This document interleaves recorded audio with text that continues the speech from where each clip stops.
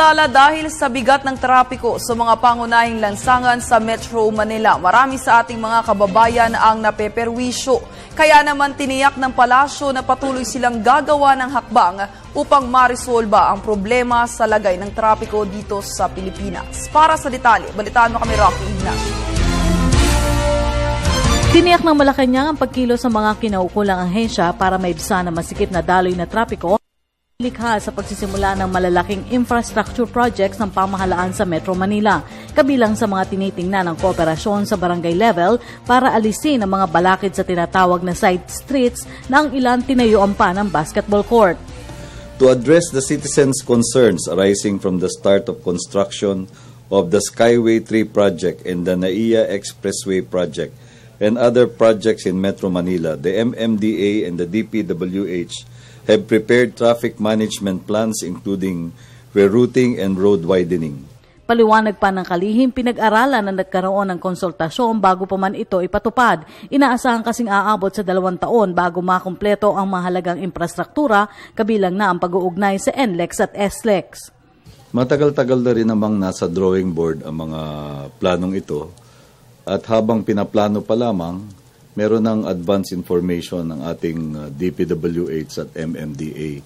Isinangguni na nila ito sa mga affected na mga local governments, no, at nakapaglatag na possible rerouting plans, no, at yung plano rin para sa road widening. Kailangan ng sakripisyo at pagtutulungan ng lahat dahil malaking benepisyo naman ang resulta nito. Nauna nang humingi ng pangunawa ang pamahalaan sa publiko para sa proyektong tutulong para palakasin ang ekonomiya at pataasin ang produksyon ng bansa. Voluntary remedial measures such as community carpooling and company-initiated flexi-time and home office arrangements for affected employees can contribute in easing traffic congestion. We renew our call that we share in the burden of sacrifice and bear with the short-term inconvenience so we can reap the benefits of faster travel and higher productivity.